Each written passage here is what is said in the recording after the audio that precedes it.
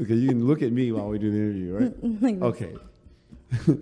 This is Inside with Outsiders. I'm Jeremy Asgari, and today's guest is fashion creative and consultant Tanya Ortega. Thank you for being here. I haven't done one of these in a minute. It's all good. The beginning, like when we first got you started like 2 seconds ago, you didn't like the side we're on. Like you've been the most high maintenance person on this podcast so far. You're looking I'm okay this with way that. because you think that's your bad side. This is my bad side. No, it's That's in your head. So you're just gonna sit that way the whole I'm time? just gonna. Okay.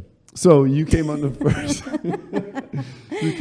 you came to Outsiders. I met you on an Outsiders trip. You came to our surfing event. Did we meet on Outsiders? Yeah, No, we didn't. Yes, 2019. Oh, I think we initially met because At you the were Clear. dating a mutual friend of ours. Well, you were dating a friend of mine, and we met at a club. And then, but I met you in passing, and then I met you at Outsiders surfing event. And Right. that event Damn, that was a stands long out. time ago. It was 2019, right? No, 2018?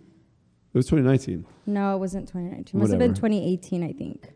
Maybe. So, Definitely. but what's special about that event is Oh, you always bring this up. I always bring it up because But why? Why? because it's special. I'm not the You're one not that got them. engaged. So your friends, well, actually your friend met a best guy. friend. Your best friend met a guy at our surfing event, right? Yes, And we go through this every time. they met. He was a little drunk. She Hella le- annoying, but now we love him. Love you, Joserita. So and then they end up dating and they got married. Yeah. And I'm dying to get a little mention from them about Outsiders. I don't know why you testimonial don't is reach what I was out. So you got their info. Anyway, this is about you and not them. So Exactly. tell us, you live in New York, but you're not from here. Where are you from originally? I'm from the border. I'm from El Paso, Texas. Mexican American. My mom is from Chihuahua, over the border, Juarez, and my dad is from Mexico City. And I've lived here for about 9 years. Okay. And that is so crazy. Time went by way Yeah. too fast. What brought your parents to the States? I think like everybody, better opportunities, you know. Most of my cousins are Mexican born, so there's only like a handful of us that were blessed enough to, be raised here. But yeah, just like everybody, I feel like better opportunities, a better life, better quality of life. And my dad is between, he lives in Texas, but he's between Mexico City and Texas because I have family in Mexico City. Mm-hmm. And for my mom's side, we all live in Texas. After my grandpa died, they sold a house in Juarez and came over to the States, and we kind of just all built land next to each other. Really? So we all live next to each other. That's nice. And our backyards connect. Now, let me Like a ask true you, Mexican family. did you grow up that way? Like with your family next to you? Yeah. So I grew up between here and Mexico City. Mexico City went to for the first time in October, and it was beautiful. Like I love Mexico City. We spoke a little bit. I think it was last year about being in New York and not having your family here and so on. Having grown up with your family and extended family right next to you, what was that like being in New York and not having that support system? I feel like it's not too different in the sense that I'm only child. And so because most of my cousins are Mexican born, I didn't get to socialize as much as I feel like I would have wanted or would have had I been brought up with all my cousins, right? I would visit them in the summer, but for the most part, even though we all live next to each other, like I was like the only kid in the household. It's Okay. like my grandma and my uncle, my aunt and her husband lived nearby, me, my mom, my great aunt. So like I was like the baby. Gotcha. So I pretty much kind of grew up alone. My closest cousin, we went to the same school. So, him and I, but like he's about 4 or 5 years older than me, and he's like Gotcha. a boy. So like he'd get annoyed of me. I was under the impression because you said you grew up with your family next to you, it was like your cousins and everyone, but it wasn't. It was like older No, family. yeah, Okay. I was raised by my family, Gotcha. but my cousins all lived in Mexico. Understood. Well, what was it like growing up in Texas? I mean, it's much different from here, especially Yeah. that part of Texas. It's a very special place to be from because you're a border town. And so, I always say like I'm Texican because I get, I get the best, Yeah. best of both worlds. The food, the culture, but also having spent time in Mexico City. So like from Mexico City and growing up also, spending time in Chihuahua and then Texas, like I definitely feel like it's kind of like a special way of growing up. I got a taste of everything. Right. I got a little bit of like that Texan culture and the cowboy and the country. I love country and the two-stepping. Really? And then you have like the Mexican side, and my great aunt used to love to sing rancheras at home, and like growing up with true Mexican food, and my first language is Spanish, and like growing up with my family in that way, So definitely like kind of get the best of both worlds. Living so close to the border, there's obviously Mexicans and there's white Americans, right? Did you experience any conflict growing up yourself? What like conflict as in what? As in like, you're living in a border town, right? And there's migrants coming in, right? Did you ever? But y'all got to understand, like most of the immigrants coming in, they're Mexican. We're sister cities. Like we're not so different from each other, we're all Mexican, we're all Hispanic. Right. So anybody coming in and out, we're all Mexican, 90% of the people. My mom, she lived in Juarez, and her last year of high school, she wanted to experience what it was, coming to school in the U.S. So she lived in Juarez, crossed the border, and went to high school in El Paso, and then went back. Like that's just such a normal thing. There are people that live in El Paso, work in Juarez, people that work in Juarez. See, I think that's important Live in El Paso. to know. I didn't know that, but I also think it's important to know because we assume that there's this hard border and like there's a animosity towards both sides. Not at all. I think the animosity happens within Texas. Yeah, like further in. Further in Texas, yeah. Well, usually that's the case, but people in other countries too are afraid of immigrants, but they're the ones that are so far away from the immigrant. Right. Like, you have borders. the massacre that happened in El Paso a few years ago. That guy came from like north of Dallas to kill us in my hometown because he said the Hispanics were taking over. Mind you, like Texas was part of Mexico, and you're like white, so this is actually our home, not yours. So it's like. Well, it's interesting you say that because I think that's the case for every country that has people that are anti-immigrant, right? So in France, for example, in Paris, and even in New York, we're more liberal towards immigrant laws, right? But and that's usually where the most of the immigrants are, right? And they're more tolerant. Where you go in France to like the countryside where they never interact with any immigrants, and they're the ones that are anti-immigrant, but they never see any. So it's more of like the fear of the unknown, and it's ridiculous. Well, it's also people judging based off looks, and it's like because this person looked Mexican, that's like why I'm gonna hate him. But like we're not just one way looking. We, if you go to Monterrey, you see a lot of white Mexicans. Exactly. My cousins from Chihuahua are blonde hair with blue eyes. Yeah. And you would, like, if you're that ignorant, you wouldn't think that they're Mexican. Of course. But if you're a little bit more cultured, then I feel like you would know that we're like in all types of colors. There's and descendants from Spain. There's descendants from the native population. There's my dad's side is very dark. So my dad's side has like more stronger features. Yeah. And my mom's side is a bit more olive, lighter complexed. But, I feel like we're all different. We don't all just look like one type of Mexican. So definitely the border is pretty much friendly. I mean, most of us have family over the border. My mom goes to the doctor in Juarez. My mom grocery shops in Juarez. My mom brings over the medicines from Juarez and ships them to me. How far is it from? It's literally like if I touch you, I'm in Juarez. I mean, how long of a drive is it? 10 minutes? Yeah. Oh, that's awesome. It's literally like, bloop. Yeah. You just like cross over. Would easy. you recommend visiting Juarez? I think there are prettier parts of Mexico. But Juarez does have culture. You have Juan Gabriel, Benito Juarez. So you have like things obviously that are to learn and like that are there, the clubbing and stuff like that from even like, back in the day.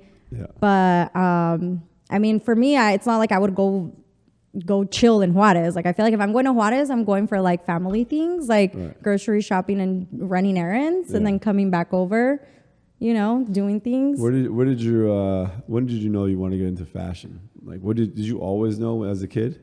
Yeah, I feel like I basically came out my mom's womb like decked out. Really? I came out the womb with hoops on. When was it? And a little like gold bracelet on. When was the first moment you remember where you were like into fashion?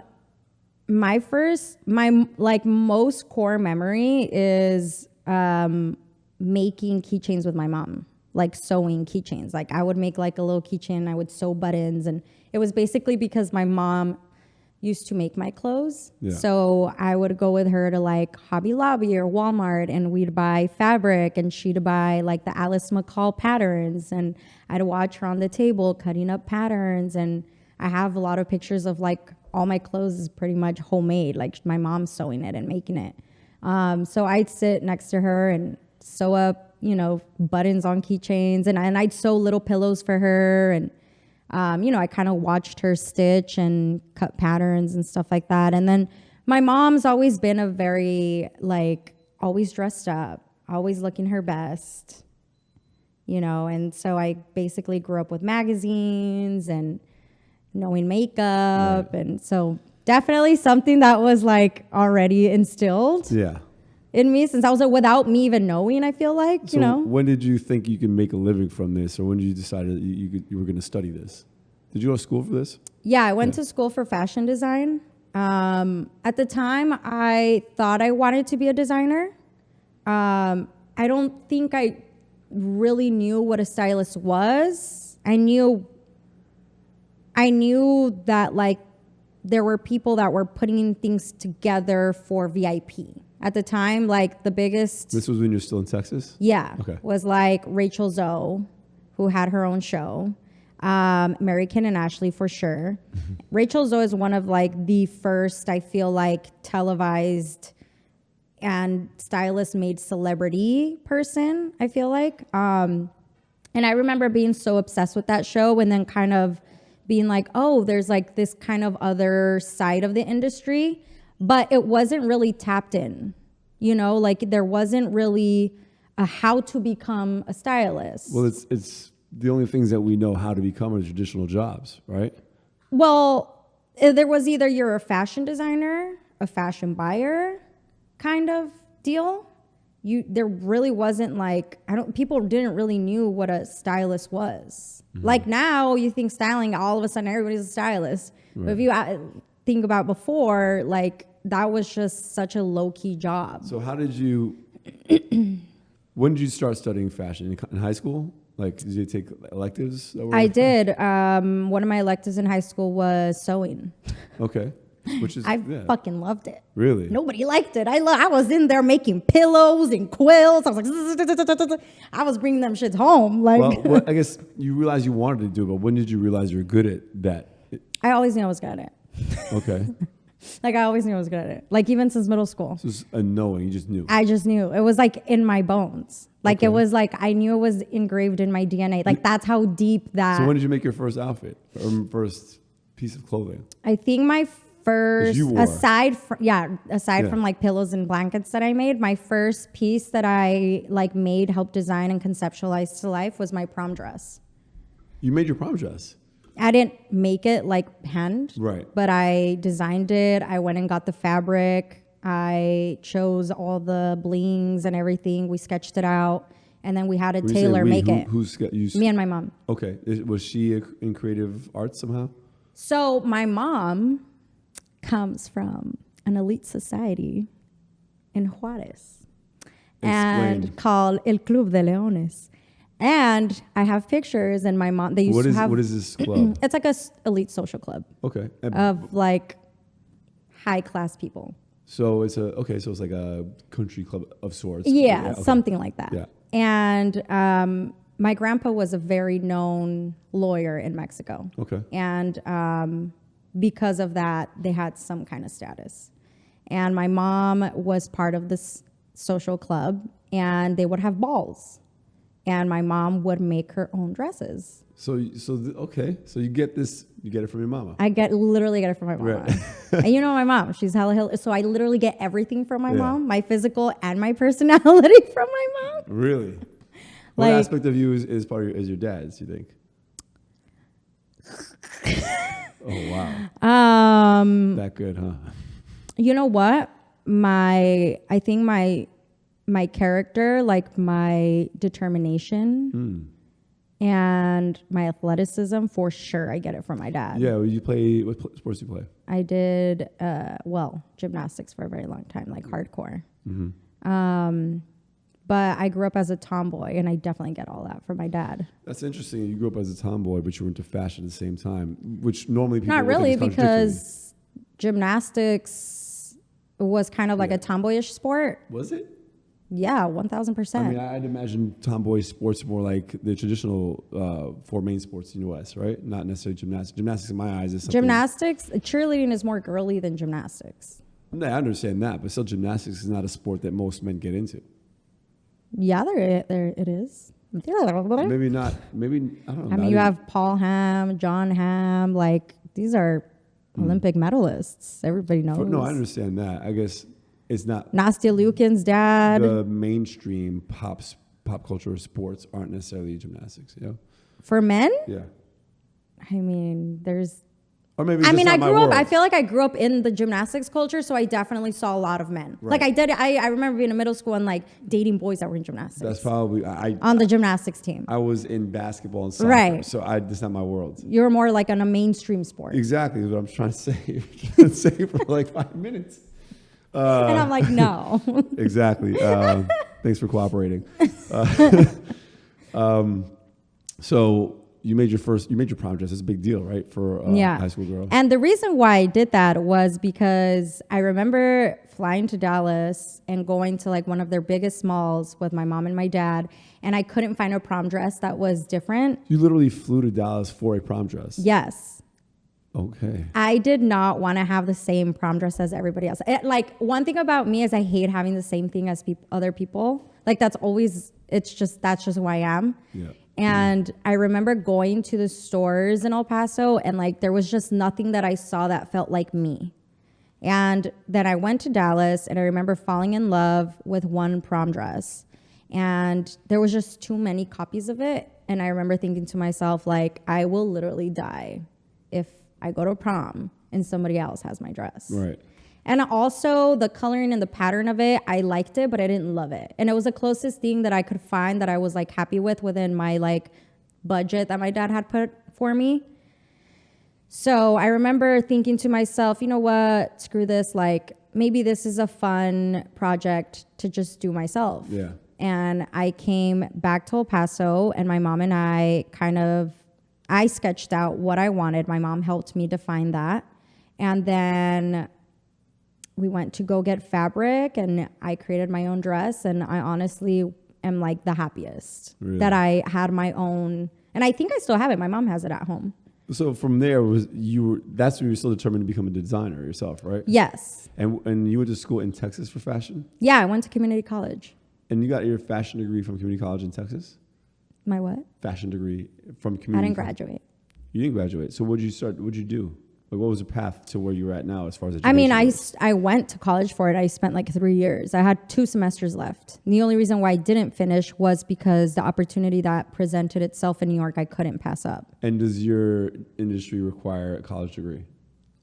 I'm a freelancer, my own business. So I think I kind of scapegoated that. So is it more about your portfolio than it is a degree, right? At the time, it's definitely about degree. Nowadays, I feel like it has to do a bit more about portfolio, for sure. But at the time, I remember like I got internships, but it would have been difficult to get an editor job, like a fashion editor job, without a degree. So what was this opportunity that presented itself that had you skip school? I had an internship opportunity in the city with a stylist, and it was gonna in the city, in New York City. You hadn't left Texas yet, but The summer before my second to last semester, I moved here. And I interned for like 3 stylists in the summer. And I lived in Port Chester, and I would take the train down wow. 45 minutes to Grand Central. Yeah. And then I'd take the 6 down to Bleecker. Why were you living in Portchester? Because, shit, that's the only place I could afford to live. Why'd you move to New York in the first place? Was it because you got an internship from Texas? No, I kind of just said I'm just going to go and figure it out. Okay. So one day I woke up. I don't mean to cut you up. I love that part of the story. And we had Katie Romero, who's also Mexican from Texas, who left Texas, packed up her stuff, and just... I don't really think you can come with a plan. And I think people assume that you have to come with a plan. And maybe that works in other cities. But for some reason, in a city like New York City, it's either you go for it or you don't go. Like, you got to jump. Like, you got to like commit. a leap of faith. Yeah. Or you don't. But you had a plan, though. I didn't have a plan. I had an idea of what I wanted to do. Right. But there was no plan how I was going to do it. Okay. That's a big risk. Maybe not the smartest way to do it, but It you made it work. Because that shit got me in credit card debt. So what happened? So you moved here. You're commuting from Port Chester down to downtown Manhattan. Well, for context, the only reason I moved here was because one day in freshman year of high school, I woke up and I had dreamt I was in New York. And my dad calls me. My dad's a flight attendant for airline. And my dad calls me and he's like, hey, we're just having like talk of the day. And I'm like, yeah, I just woke up. He's like, what are you doing? He's like, I'm back in El Paso. So I was like, yeah, I was just having a dream. I was in New York City. And he's like, you want to go? And this must have been like 10 a.m., something like that. And I remember him being like, do you want to go? Maybe we can catch a flight at 2 p.m. Just for the day, for like 24 hours. That's amazing. What a nice dad. Jeez. And so I remember like, really? Like, okay, because I used to fly standby, right? And so he's like, okay, let me check the standby seats. And so he's like, okay, pack your stuff for like a day and we're going to go. Yeah. And I was like, hey, I'm like so excited. And we hopped on a flight. We made it at night. We stayed in Jersey. And we literally were here for like 12 hours. What did you do during that time? We went to Times Square, and that was like my most memorable part of it. We went to Ripley's Believe It or Not. And at Times Square, you know how they have like people are taking your pictures or like sketching you, right? There was one where they could take your picture and they put a frame on it. And I remember like I'm in my big like glasses, those 2000 glasses, the big ass frames. And I'm like this. And the frame they put was Vogue. Really? And that's the frame I had asked for. Mm-hmm. And I got the picture back. And I remember thinking to myself, one day I'm going to live in New York City. Like I remember when I landed, I was like, oh my God, this is home. Like this just feels like home. You felt like that from the beginning. I'm telling you, this was goosebumps just thinking about this stuff. That's crazy. And I just knew. I knew because before I moved to New York, during college, I went to LA for a week and I tried the fashion scene there and I just could not see myself.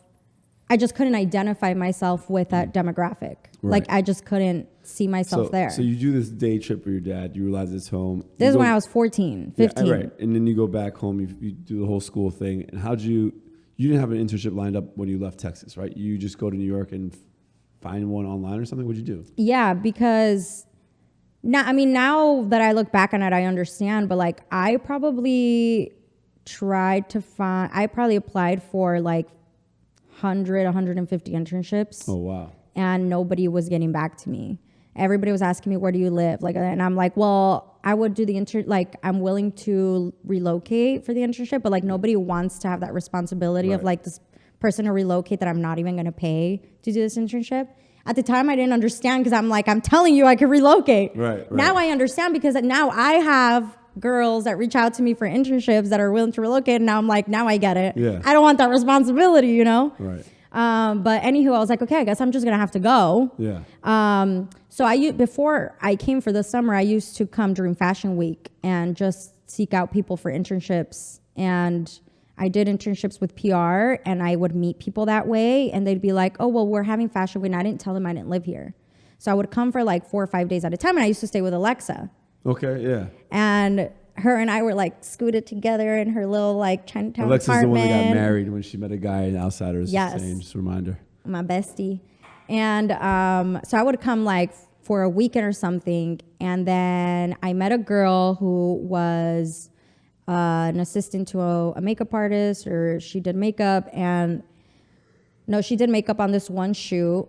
And she's like, I live in Portchester. We became really good friends. She's like, if you want to come for the summer, like, feel free to stay at my apartment. And I was like, bam, I don't know where Portchester is. So I'm like, sure, New York. You know, I'm going to New York. No, it's like an hour away. So I literally packed my stuff, brought my dog with me, because, you know, Pumpkin don't go anywhere without me. And I was here for that summer, and so that's when I was working part-time in Connecticut. So I was working part-time at Maj as a sales associate. Loved it. One of the best jobs I've ever had in my life, by the way, is working as a sales associate at Maj. Like, I had the greatest time there with the people, and my manager was so nice. Mm-hmm. He'd be like, just let me know when your internships are, you know, when they are, and I will schedule you out. So you can go to your internships. So that was definitely what like... internships did you get?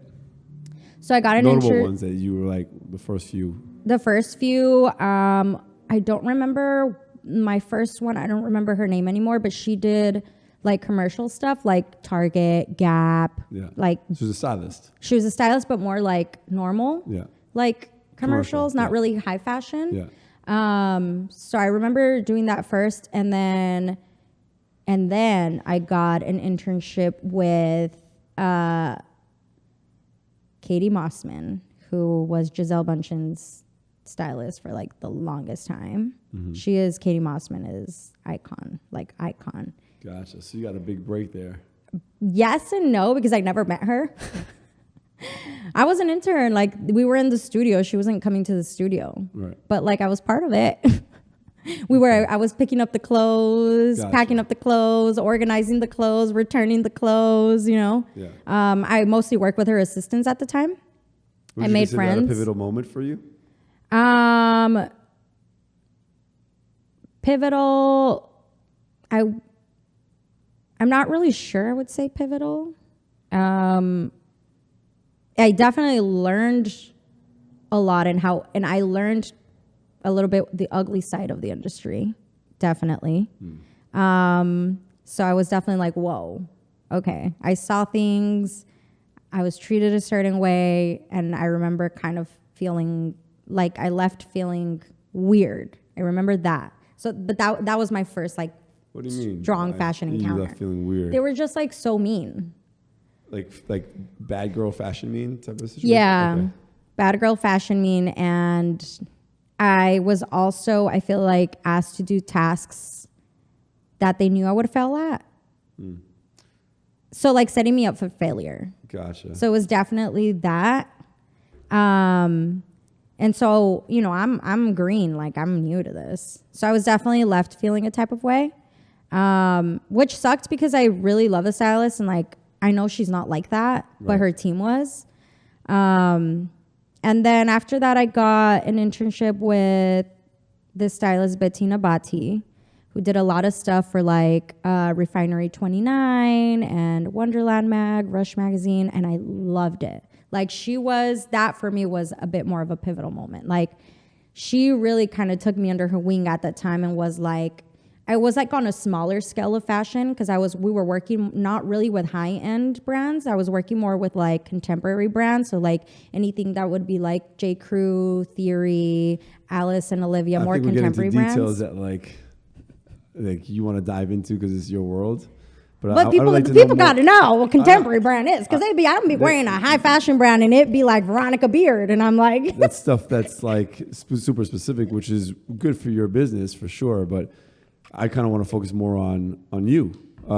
So you got this internship where you felt a certain way, but you weren't discouraged, right? You obviously stuck with it. What was? I was definitely discouraged. but you weren't discouraged enough to leave. No, because I'm not a quitter. Right. So what was? Did you keep on getting internships? And when was the first time you got like a job? And when you got a job, it was your first. I guess it was your first time as a freelancer, right? Everything was freelance. I didn't get a job till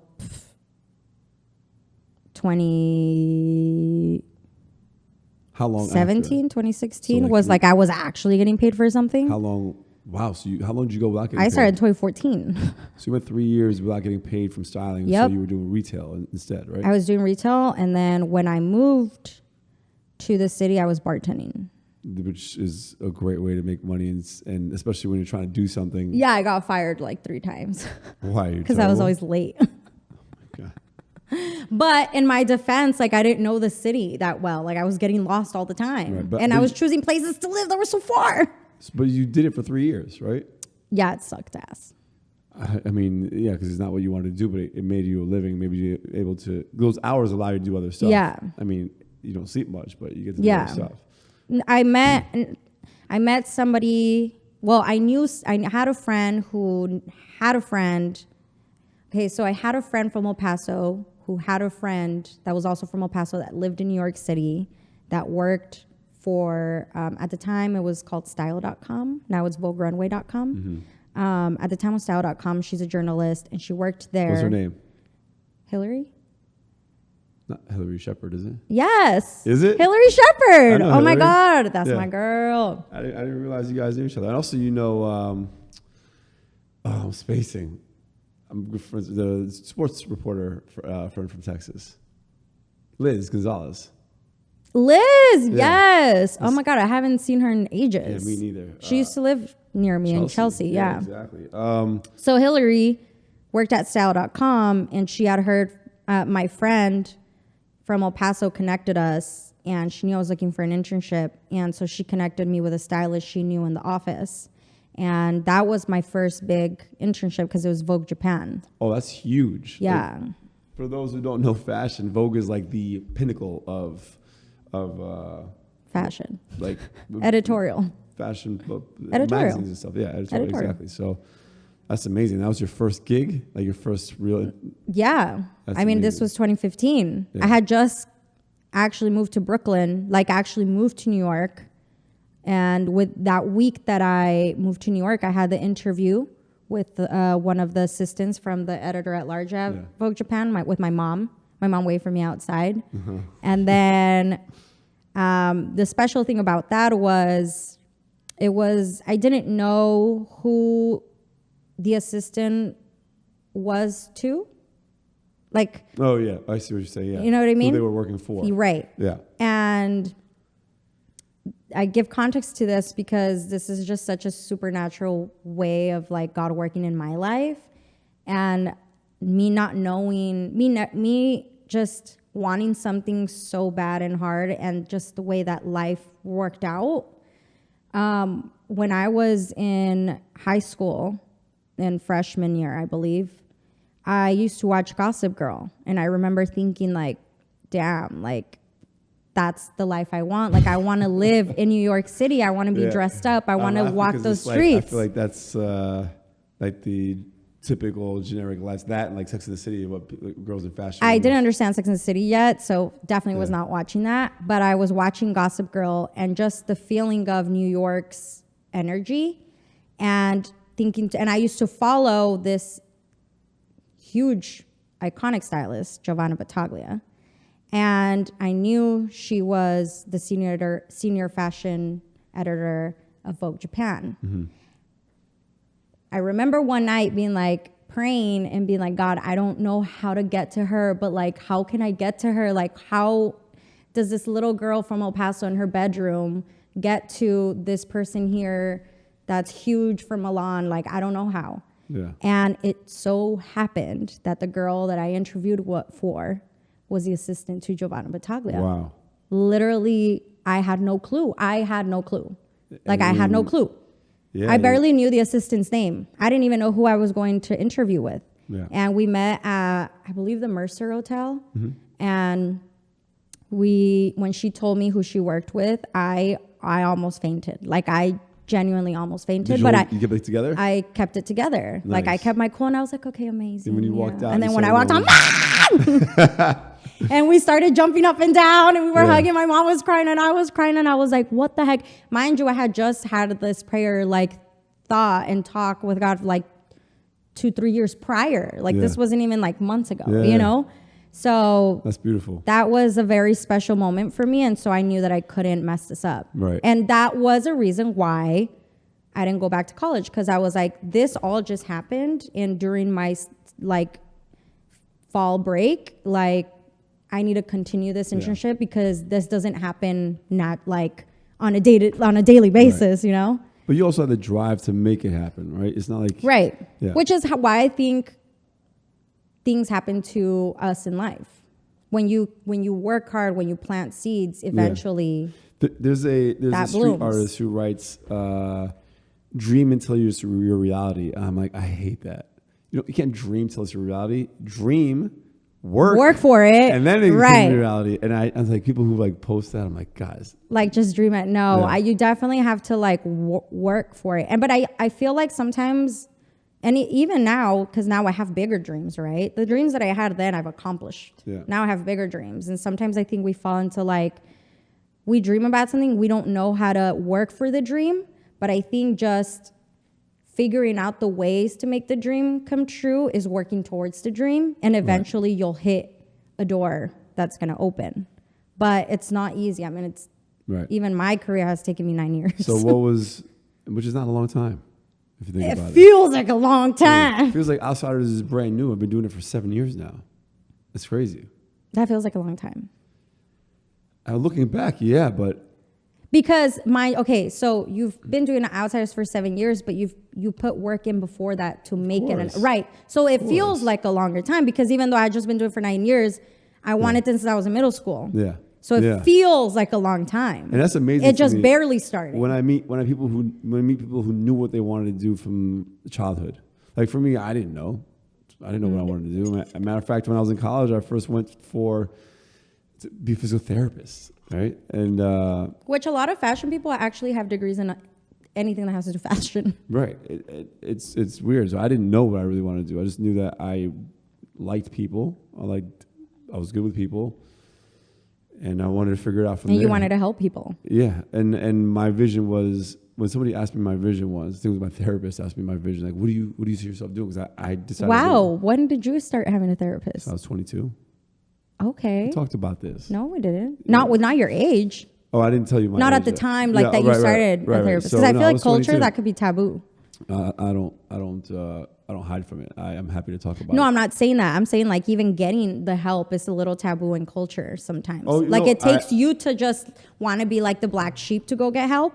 For me, I felt like I needed it. Like I Yeah, but it was brave that you did it at a young age. Yeah, no, I mean, my mom, I was on my mom's health insurance at the time, and she was nervous. She was like, she saw the statement pop up on her health insurance. I didn't tell her. I was like, Mom, I'm going to get a therapist. I was 22. I went to get it. And then she looks at me. She's like, is everything okay? Right. Like, Because then it's also like they don't want to tell the family. I'm like, what do you like, no, it wasn't taboo for her. She's like, everything okay? Because it showed up as psychologist or rehab. oh, So you're so like, she's yeah, I've been drinking too many she's liquid I death, saw Mom. this. I was like, is anything I can help you with? Like, what is this? You know, like, are you okay? And I'm like, yeah, I just went to see a therapist. I was like having crazy anxiety, and she's like, oh, thank God. She thought I was going to like drug rehab. Some rehab, yeah. Little she know, I've never tried to drug in my life. Like, right. So she saw that. She had to worry about it.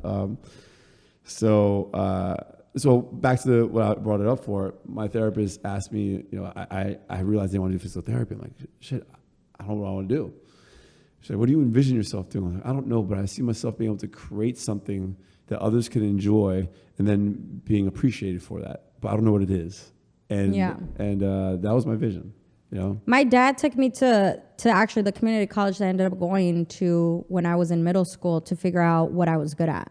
And I remember getting dancer, fashion designer, and I can't remember what else I got, but it was always in like the arts. Yeah. And when I was in middle school in one of our electives, they had asked what we see ourselves as a grown up. And I made a whole project on magazines. Really? My whole room. And people from school know me. They remember me because if you came to my house, my whole bedroom was from head to toe in magazine covers. It's funny how that works, right? Like how these... I manifested that. Yeah, in a way, yes. For me, I was 14 or 15, and I remember having my friends' phone numbers. I mean, 15, something like that. And like, I never want to lose the ability to contact my friends. So oddly enough, this is weird that I did this at so young. I put it into a Word document, all my friends' phone numbers, alphabetized it, and I had like this folder with my friends' numbers in it. And now, like, what the heck? Now my contacts are my resource. Like, I have 9,000 contacts on my phone. Yeah. I got great advice. You're the plug. Yeah, essentially. But like, all these different traits you pick out when you're a child. It's insane that it starts off that young. And if someone can see that instant, your parents saw it in you, right? So kind of. My dad wanted to direct me otherwise. Well, your mom saw that, or at least this was her passion, and maybe she didn't get a chance to follow it the way you did, and you got your dad's drive and did it. But if a kid can be, if a kid's creativity and skill set is seen at all, I think there's huge room for success if they're groomed or given the resources. Well, I knew like I wanted to be in fashion, but I didn't know what, right? As a young kid, I just knew I wanted magazines, but I didn't really know what that meant. But being only child, to me, fashion is something so personal to me. Yeah. Yeah, because it's like the only thing I had. And like I would and I think that's why I have the knowledge of fashion, history, and just anything really fashion related, pattern making wise, whatever, because I used to literally stay up till 3 a.m. on my laptop watching fashion shows, like Chanel runway shows. So what? Dior, and I'd be crying. Why? Crying watching these shows. Really? I don't know. It was a passion inside of me that I felt I wanted so bad to attain this dream. I didn't know what it was, and I would cry of how those shows made me feel. They made me so emotional because I saw myself. Right. This is like, my career is so deeply connected to me that it's not really just like, oh, I want to be a stylist. Like, right. It was like, it's which is why deeply rooted. When you got here, and I was trying to ask you what to introduce you as, is beyond stylist, right? Yeah. So you have and had a career as a stylist, but you do more than that. Yeah. So tell me how you progressed and what do you do now? And I know there's not real labels because you do so much, right? So tell me that process. Well, I feel like now I really categorize myself as a creative. Mm-hmm. Because I've really just ventured out into other things in styling, such as consulting imagery for brands, consulting imagery for VIP, also making pieces, custom designing pieces for my clients, working just so much more for VIP. I'm starting to work with athletes, which never saw that doing in my life, and menswear wasn't really like a path that I saw myself in because I've always done women's wear. And now that I do menswear, I have so much fun doing it. I feel like I'm slowly getting into this like place in my life where I'm really enjoying my work and I'm being selective with my work. But you've always enjoyed your work, right? Yeah, but it's always yes and no. Because when you're starting off, especially in the first few years of your career, you can't really pick and choose who you want to work with and where you want to work. So now you have the creative freedom. Now I have the creative freedom to choose who I want to work with. That's part of the reason why I love doing this for the outsider stuff, right? So we don't, we're not just an outdoor tour group. We're a social club, but I could do so many different part of this. Yeah. I've wanted to do something where I could feature the interesting people I know. I know people that don't have. You find me interesting? Well, we made an exception with you. Oh wow! Thanks, Mom. You heard him. No, but obviously you're interesting. But more seriously, I wanted to feature people that I know because I know people from all walks of life, and I didn't want to do it when I did nightlife.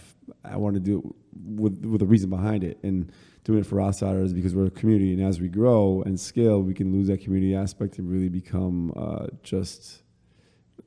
maybe not community oriented, because as you scale, you get more people and the connections are lost. And I want to maintain that connection by interviewing people like yourself who've partaken, so people get to know you. You've been to a couple of outsiders, right? But at least people seeing you here and hearing your story, when they do see you, they may go up to you and I watched your story, it spoke to me because of this. And I think that brings people together. I mean, I definitely get from even past interviews that I've done, I I don't want to sound a type of way, but I get a lot of inquiries. Like I get reached out a lot from. Which is important because no one told you the steps to get to where you're at. But maybe. And I think that's the important part now. Also, now where I'm at in my career, it's important for me to try to pave the way for the girls that look like me, because now my career has a bit more sense of purpose. You know, then it was, I'm trying to attain a dream. This is what I want to do with my life. Now I've stepped into this chapter of my career of, not only do I get to choose who I want to work with and what I want to do, but now there's a sense of purpose. And that purpose is me helping build that blueprint for the girls that look like me that probably wouldn't have had those opportunities then, or had to knock those doors down. Maybe that could also start with, and we made a joke about this, but girls who want to come from Texas and say they're willing to relocate, you didn't get that break. Maybe you can offer that break for someone. What? When girls are like, I'm willing to do this internship and I'll move, you know, like you didn't get that break. So my former boss, because I worked with French Vogue for 3-ish years, I left her with an assistant from El Paso. Nice. And it was same. So that to me was like trying to help really my people, my community. And she didn't have to go through all the difficulties I did. You know, Right. She came to New York, reached out to me. She wanted to intern. Her and I are childhood friends. Her mom was actually my mom's best friend in high school in Juarez. Okay. And so I grew up like at her birthday parties when I was little. Mm-hmm. And we lost contact for so many years, but we always knew each other. And she worked in retail. So she wasn't even like in styling world. She was like corporate world. And she came and interned with me for about 2 years, maybe a year and a half, 2 years. And when I was ready to blossom and go off on my own, I left her with my former boss. And she's still assisting And where do you see yourself my former boss going from here? Like you've obviously, I don't know, like blossomed into this creative, right? Where do you want to continue growing? I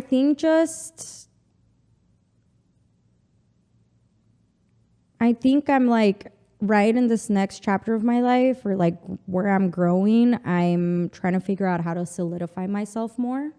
In which way? Like I would love to have, like, for example, these are my next dreams. Like I would love to have my own office. I would love to have like my office manager. You know, I would love to be a bit more solid in that area. Mm-hmm. Everything I do goes through my home, and I'm still like, you know, everything's sample trafficking, like running through my apartment. My assistant works out of my apartment, and I can get a little bit like, you lose a little bit the separation of personal and business. Which can wear you down really easily. It has. Yeah. Like I'm worn out. Yeah. And I'm now at a place where I've been single for 4 years. I would love to step in the next chapter of my personal life. And I don't really feel like I can do that with my business being in my personal life, which my business is more, I have more of a business life than I have a personal life. Yeah. I mean, that's usually the case for entrepreneurs. Exactly. So now it's like trying to solidify that for myself, and like being like figuring out what that means for me and separating both. What's helped me is making a point of delegating and growing with the team instead of doing everything myself. It's been helpful. Granted, there's still a lot, right? It's never going to be, well, I don't want to say never. It's going to take a while and a lot of planning, organizing, and system setting up to be able to have those roles covered where you're just basically overseeing as opposed to doing it. There's a great book. I love it. I think every entrepreneur should read this book. Every business school should have it for entrepreneurs. It's called E-Myth Mastery. It's by Michael E. Gerber. It's about the myth that just because you're working for yourself that you're an entrepreneur. That's not the truth. You can be self-employed. There's a difference. So the book is great because it talks about, it's anecdotal, so it's like a story. It's not really a textbook, which I love. Mm-hmm. Talks about this baker who wants to be an entrepreneur and wants to grow and have more bakeries, but she's the one baking, so she can't. So she has to stop baking. She has to get somebody to bake. She find the right person so she can start doing copy and paste and opening up the shops. Sounds like something you need to do. That's what I've needed to do in order to open up other cities for outsiders. And that's yeah, the it's like biggest moving challenge. like little pieces here and there, which I've definitely have started doing and Yeah, have grown my business. But now it's like, still just kind of, I mean, it doesn't happen exactly. overnight. It like takes it time. takes time, Take your time doing it. Yeah. and just kind of now just fitting, what do I want in my personal life? What does that look like? And what does my personal happiness look like? Can we ask you, what is it you want in your personal life, and what does that look like? You know what's so funny? It's like, I know I'm still young. I mean, I just turned 30 this year. But my 20s were crazy. You know some part of it. Did you partied up? Well, also my last You were out in the relationship was clubs? like, yeah. Well, I was out in the clubs because of my last relationship too. Like, What was your last relationship? Was the DJ? yeah, Really? I didn't know that. yeah, It's been that long. 4 years. Wow. So, my 20, but even before that, when I was in Texas, I was engaged when I was 19. Really? I didn't know this about Yes, you. you did. I forgot this about you. Yes. So my whole 17, because we started dating at 17, through now, we're crazy. So now I'm really like, okay, hold up. Clearly, what I had in mind for my personal life didn't pan out. I've already been engaged It once. shifted. I wouldn't say Right, yeah. it shifted, but it didn't pan out how we always we think life is gonna go, right? So Like you're talking about the Disney I fairy tale, of course. Yeah. well, I mean, being engaged at 19, I for sure thought I was gonna have 3 kids by 25. Yeah. We were already looking at wedding venues. I was down and out. Right. After that, I moved to New York and I met someone, and then we were in a relationship for 3 years, and I for sure thought this is it. We're gonna look at rings. I'm gonna have a kid by probably 2 kids by 30, because I'm 23 at this point now, 24. Yeah. So now that I'm 30 in my personal life, this is why I say I'm trying to figure out now happiness for me, what that even looks like now, as more of a, then I was such a young adult. Yeah. Now It's a great question. walking into my real womanhood. Yeah. Which is where now the sense of wanting to separate business and personal is coming from, right? Yeah. My life experiences, what I've been through. And I think that I think my biggest goal is financial freedom. And that doesn't mean that I want to be a millionaire. I just want financial freedom. I don't need the most. I just need what I feel is necessity for my life, and being able to freely move around and enjoy my life, right? So financial freedom. And I feel like happiness is not really putting pressure on my time clock anymore. I think I even have, me and my mom have these conversations, because now as a 30-year-old, I've just devoted so much of my time to my career, that now thinking about my personal life, because I've always put my personal second, I'm like, do I even want kids anymore? I don't think so. I'd rather have a house with 5 dogs. It's funny you say that. I have a friend of mine who, when she was in her 20s, she wanted 10 kids. And now Literally. she Had you wants- asked me 3 years ago, I would have said 2. She doesn't want kids now. But it's interesting how life. I think perspective changes, reality, what happens in real life, Yeah. and what that means for me, because I feel like a woman who is self-made, Career-driven, her own yeah. business, I don't have PTO. Yeah. You know what I mean? I can't. If I had it, Well, if listen, I had, it's something you have to weigh out and see what your priorities are, right? Exactly. The other thing is, you're single, you said, right? So you have to meet somebody and see if that's something you want with that person before you can even have. But that there's conversation. other factors, and I bring this up because you do outsiders, and you're very much focused on mental health. I suffered for depression for a long time, and I started antidepressants 2 years ago. Yeah, but I remember you telling me I've that. struggled with this since I was a teenager. Really. But I never got the help, because culturally that was a no-no. I appreciate you. When I reconnected with you right after the pandemic and you came on that hike with us, you mentioned that, and I appreciate you sharing it. What was the most helpful thing? Was it the meds, or was it? It's a been the combination? meds, but then when what I wanted to get at real quick was, as a woman, not a lot of people talk about postpartum depression. Like, when you think about having a family, you think of, oh, the woman gets pregnant, pops a kid, everything's fine. But I've talked to my friends, and like, what is the reality of having a child? What does that actually look like? And as a woman, we go through so many body changes and hormonal changes that me having had this bump in the road, right, and having to seek help for it, if I ever did have a kid, what does that mean? Right. I could fall into postpartum depression. I probably would, most likely. And some women will have it for a week, some women 3 months, some women 6 months, who knows, right? So I think that's like things that as you get older, you start kind of reflecting on. Yeah. And like, okay, what is actually the healthiest route for my life? And finding a partner that if you did would support you through that. Right. You Well, know? that you both have the same path you want to take. Right. Well, I mean, It's deep. So now it's Yeah. like, I'm really kind of just, now I'm low key.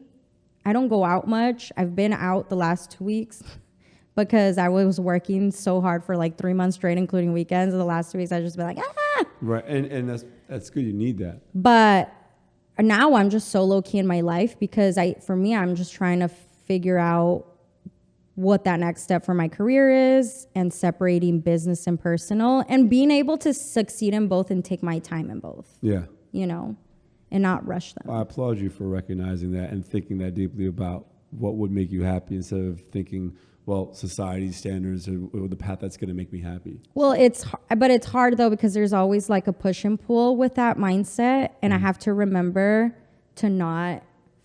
I have to remind myself to like snap back and be like, no, let's be real. Like, let's focus on the goal, Yeah. you know?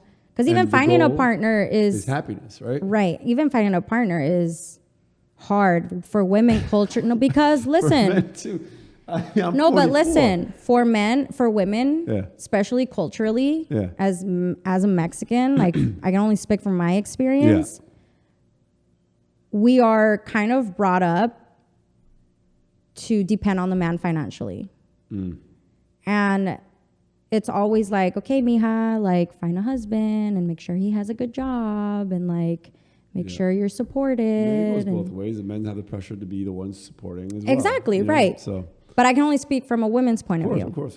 So that's also like the survival mode of it, of like remembering myself to not settle again or not settle anymore. Let's bring it back a little bit. So where you're at right now, you just explained, and you're trying to find your happiness. And that's, like I said, I commend that. Have you figured out your next move in life? I mean, we just talked about it, having that Pay separation. attention, Jeremy. There's a lot going on in this conversation. That was deep. So for me, it's like just recouping here. I'm going to ask you some questions here. What do you do for fun? I'm in a book club. A book club? Yeah. Really? And what kind of books? Hot girls who read. It's called Hot Girls. I promise you. What was the last book you read? Right now, we're just starting Malibu Rising. Okay. Is it all fiction? Both. Okay. Fiction and nonfiction. The last book that we had actually was like, damn, I forgot the name. Something about depression age, or I can't remember. Okay. But it was like a real life story, but I couldn't finish it because that shit was deep. Mm-hmm. And I was like, let's bring some feelings back. Yeah. But I'm in a book club with girls, and we're all like 30-year-olds who are our own like businesses. Like some girls are in real estate, So it's some like a girls support are in system fashion. too. It's not just a book club. Huh? It's kind of a support system, a community, Yeah. more than just a book club. Yeah. Oh, 1,000. And we meet at the last Sunday of every month. But it's not just New York. Like we have girls in London. We have girls in So Paris. this is like your outsiders, essentially. Yeah. We Okay. have girls in LA. That's right. That's awesome. And what is it called again? Hot girls who read. Hot Girls Who Read. And we all have our selfies in the group chat too. Shout out to Hot Girls Who Read. That's a great. My friend Bruna, she started it, and then it just she started it in January. So we've been reading a book every month. That's amazing. Oh, she started the chapter here in January? She started the book club in January. Like in all these different cities? No, it was like just random. Like her and a friend wanted to read a book. She posted on Instagram and people started reaching out to her. They wanted to read it too. I told Bruna like, hey, what's the book club? I want to read the book. And then it just... But when did she establish these different cities? She has friends from all over the world. Oh, so it gotcha. just... Is it a formal club? Like where do people find this if they're interested? Like you got to be invited through text. Oh, so it's still very... Yeah, it's like I think Jeremy wants to be invited. It's an intimate... It's for girls only, okay? Hey, listen, there might be some girls out here who want to be part It's of an it. intimate, book club. There's like 15 of us. Okay. Yeah. Nice. It's super fun. Yeah, like I said, I think community is important. So Yeah. you have that there. Anything else you do for fun? Work out. Yeah. Oh, you went on a workout Sleep. kick, right? Yeah. I sleep a lot for fun. What advice would you give high school you? Ooh. What advice would I give high school me? That's a tough one. That's a deep one. Mm-hmm. I would say like not care about what everybody else says and do me. So focus on yourself, right? Okay. Well, I think like just don't mind the outside noise. It's very good advice. I know you're not a big outdoorsy person, but I am. I just don't like your kind of outdoor. My outdoor is on a boat. Well, I mean, Chilling with an Aperol spritz. When you came on the last hike, I got a sense that you appreciated it more than the previous adventures you'd been on. Yeah. I think maybe you just needed it at that time. Well, it was also because I brought my dog. Yes. When I'm with her, I'm the most at peace and comfortable. And she was like the highlight of the hike anyway. And she was so happy. She was like, so what's your favorite part of Outsiders? This is the question I'm going to ask you. you. Way to make me blush on camera. Okay. What is my favorite part about Outsiders? Mm-hmm. Honestly, that it makes me uncomfortable. Because you're out of comfort zone. Yeah. Okay. Makes me very uncomfortable because I hate socializing. I get like social anxiety. And I'm the most comfortable at work. Like when I go to work events because I know how to have that conversation. It's your wheelhouse. You're familiar. You put in those 10,000 hours. Right. Yeah. But I know how to talk. Yeah. When I place myself in uncomfortable situations with people that don't do what I do, I don't know. I'm very awkward. It's funny you say that because and I shut down. But you put yourself, you enjoy being out of your comfort zone because you see the rewards. Our second. Do I enjoy it? No. But do I need it? Yes. And then I end up being thankful for that. Right. Okay.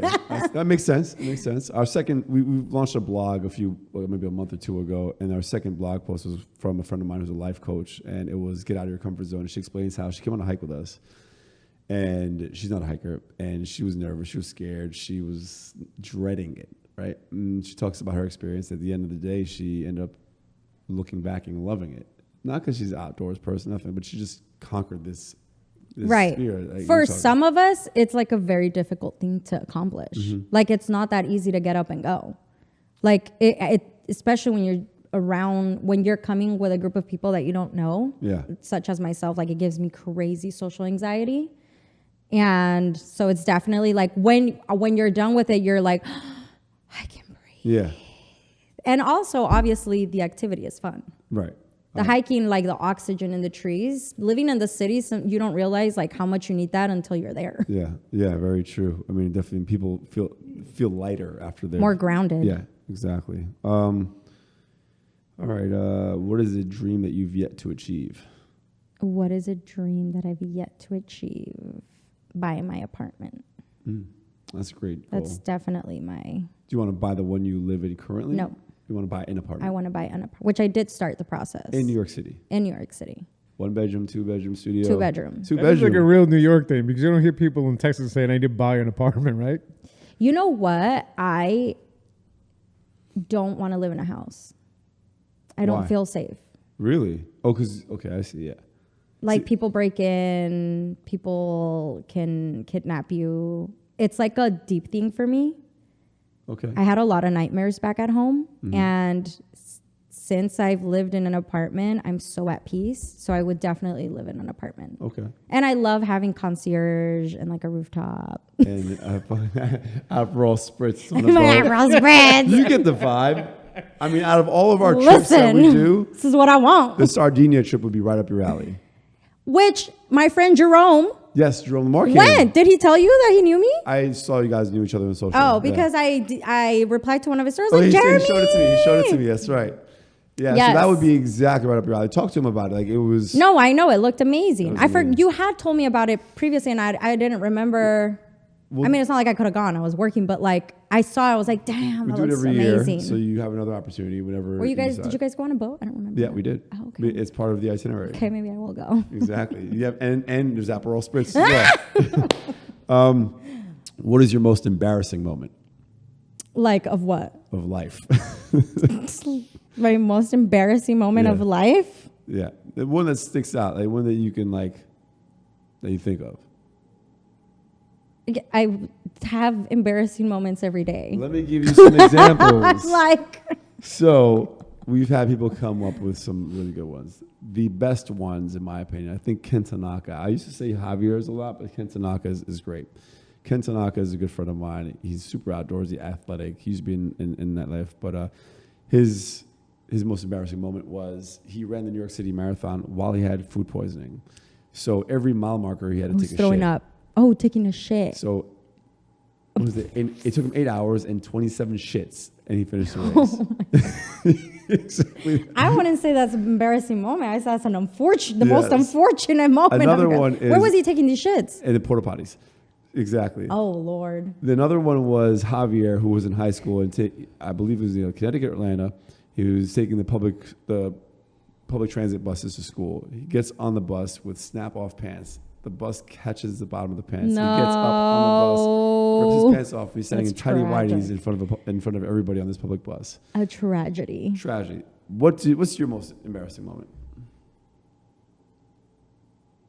Damn, we're gonna be here all day. I will just say that maybe if you don't know how to cut hair, maybe don't try to cut it yourself after you wet your hair. Because I did that one time. I cut my bangs thinking I could cut my hair. I wet my bangs, and when they dried, they shrunk. And so I had to go to school with bangs like this. How old were you then? I was in high school. So- Which is the worst. Do you have a photo? I was about to Thankfully, ask the I same don't. thing. I was saying, And let's even get if I that did, photo. I wouldn't show you. Okay. But I remember I had to I don't know how they're called. Bang We call them extensions? cucarachas. They're clips. We call them Yeah, yeah. cucarachas. I had to put my cucarachas literally right here to hold my bangs for like 6 months Oof. for them to grow back because I cut them here when they were wet, literally, and then they went up here. That's hilarious. That was, yeah. That's amazing. So my top was flat like this for a good 6 months. And as a freshman who's like going through puberty, Yeah, that was oof. embarrassing. That's tough. Okay.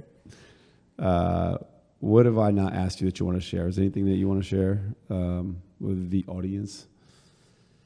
No. No? Okay. I'm bad at like offering Yeah, it's conversation. I'm better if you just like ask me and then I derail. understood.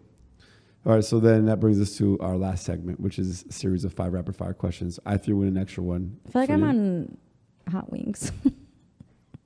I'll take that as a compliment. All right, are you ready? No. So whatever comes off the top of your head, first answer. Don't think about it too much, okay? You should have like a buzzer. I'm gonna have a buzzer if you don't shut up. And all right, what's your favorite city other than New York City? Paris. Paris. That's where I was born. I It's love a great Paris. city. I do love it too. Why do you love Paris? The history and like fashion culture of it, like, and the people, fucking love it. This is the added question I gave you. What's your dream styling job? My dream styling job.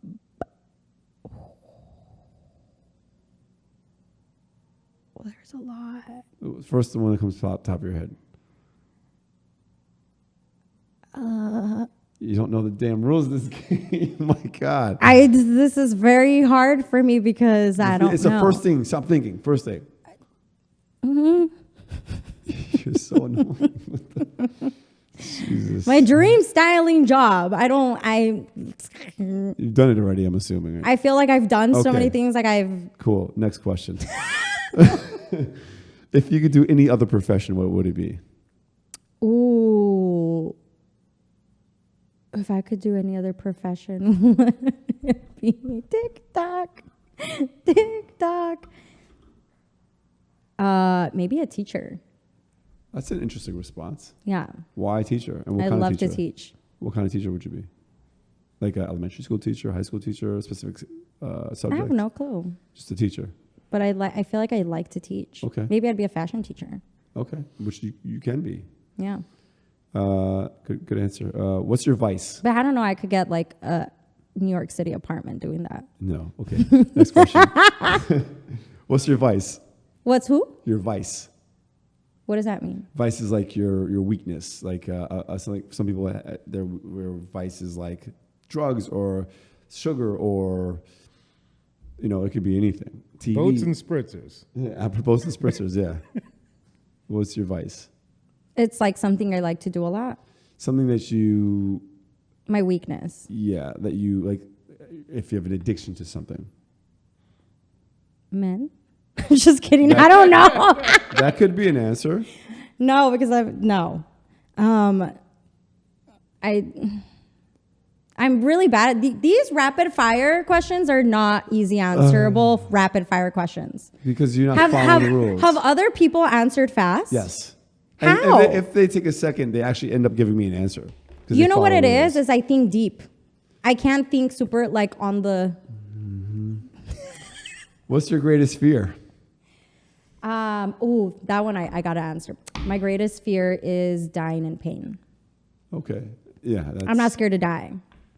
But dying I'm in just pain. scared to die in pain. You want to make it quick or in your sleep instant. or whatever. I don't want to feel the pain. That's literally my greatest fear in life. Understood. And then the last question, what's your favorite food? And what did you bring? Oh, my favorite food is Mexican and Greek. Okay. I didn't bring food because I got food sickness last week. Yeah. So what did you bring as your favorite? But I brought Mexican candy. Okay, let's see it. And what did you bring? Why is this candy your favorite? Is it more nostalgic or? Yes. Okay. So, I mean, I never find this candy here. And my friend just sent this candy to me. And he's like, I have a little surprise for you. What is it? It's like tamarindo Yeah. kind of candy. There's one So piña and that was... powder? Yes. Yeah. I don't know if you eat candy. I don't, but let me see anyway. This one's piña. This one's my favorite. This one is sandia. This is called bolitochas, sandia. This is my favorite. Yeah. Look at all this junk. Wow. All this is So can you acid. describe it? Acid. Super sour, right? No, it's spicy. It's tangy. Tangy. And spicy, and it's like tamarindo. Yeah. And with a watermelon candy inside. And this one's a pineapple one, right? Bro, That's the one? hitting. So that's your favorite candy. This is really some ASMR. What's that? ASMR. Let's hear it. What do you got?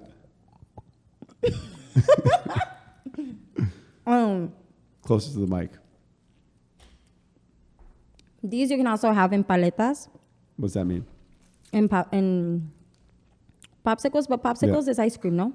It's usually ices. Yeah. Ice. Yeah. So no, it's lollipop. There you go. Like in a Gotcha, yeah, lollipop. This one is pineapple. What This one is happened gummy. Okay. But this one, the watermelon, you can also have it like in a ice cream. Oh, yeah? Like this and ice cream, banging. What kind of ice cream would you get with that? No, there's an ice cream of this. Oh, there's an ice cream of that. Yeah, Okay. it's a tamarindo ice cream, and it's like the same company that does the candy does it in popsicles. Oh, cool. Or That's, like a chamoyada. it's funny because we had Anthony interviewed, this friend of mine, Anthony Martini, and his favorite food was Takis. But it went beyond just the Takis, right? It went beyond the chips.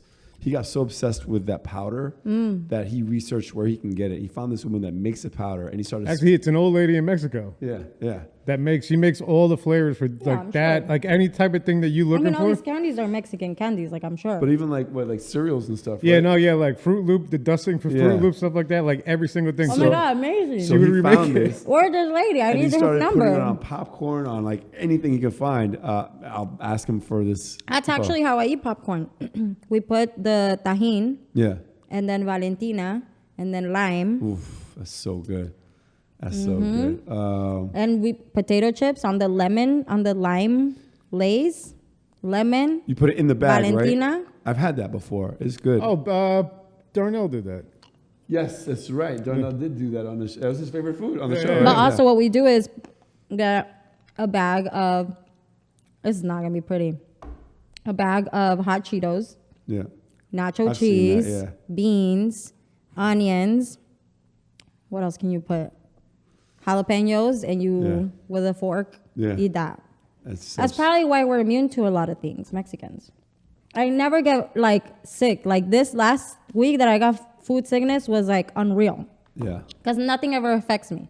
That's hilarious. It's probably because of 'Cause you're eating all the all the junk that I've been eating since I was little. It is. And the rivers I've been jumping in. Mexico, Yeah. they ain't that healthy, some of them. Your immunity is super My strong. immune system is, Exactly. Yeah, I appreciate you coming on the show also, especially because you did share some personal stuff. You were very funny. You were a pain in the ass, but you did open up about some stuff that... I'm only a pain in the ass because you're used to low maintenance people. Well, and I'm not high maintenance. I'm pretty normal. no, you're not. Yes, I am. You're absolutely not. But I appreciate you, and I do appreciate our friendship. Do you? I do. You should say a little bit more often. I 'Cause appreciate your Thank friendship. you. I appreciate you. And I appreciate you opening up about your personal life, especially here too, because others can see it, and I feel like they're not alone. my therapist said the more I talked about it, the less it takes over my life. Yeah, I am a firm believer in that. And sometimes I find myself talking in circles until I feel better. But that's what works. But I appreciate you doing that. Just keep on doing that. Thank you for having me. And, now I'm stuck with yeah. this candy in my mouth. Come out to another Outsider soon whenever you want. And look into Yes, the I'm going Sardinia to come for the trip. Sardinia trip. For sure. That's like in a year. But yes, come through that. But thank you again. Peace.